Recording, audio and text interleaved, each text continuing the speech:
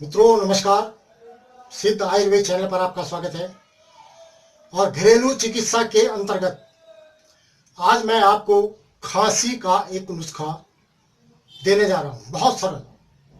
सबसे पहले आपसे रिक्वेस्ट करूंगा कि चैनल को सब्सक्राइब अवश्य करें।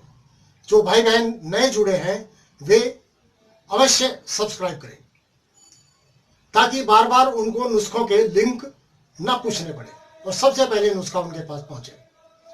तो एक घरेलू नुस्खा खांसी के लिए, सर्दी के मौसम में या मौसम बदलते ही बच्चों को, बूढ़ों को, जवानों को, किसी को भी खांसी सताने लग जाती है।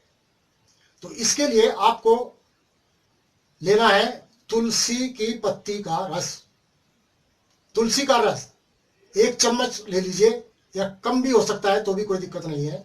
और 1 चम्मच ही 5 ml शहद उसमें मिक्स कीजिए और 1 ग्राम मुलैठी का चूर्ण उसमें मिला लीजिए और अच्छी तरह से मिक्स कर दीजिए उसको और धीरे धीरे इसको चाटिए। बच्चे को इससे इसकी मात्रा कम करके दी जा सकती है। यह एक युवक की मात्रा मैंने आपको बताई है, प्रौढ़ व्यक्ति इसको ले सकता है। तो इस प्रकार से इसको दिन में 3 बार आप प्रयोग करें।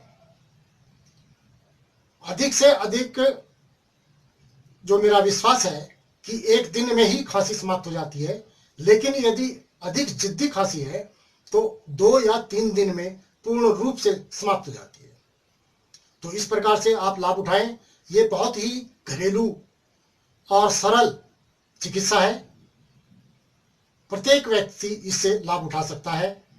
मुलैठी का चूर्ण आपको बाजार में मिल जाता है, मेडिकल स्टोर्स पर मिल जाता है, या मुलैठी पंसारी से लेकर आप कूटकर भी चूर्ण तैयार कर सकते हैं। तो इस प्रकार से आप लाभ उठाएं और चैनल को सब्सक्राइब करके वीडियो को लाइक करें, शेयर करें। नमस्कार।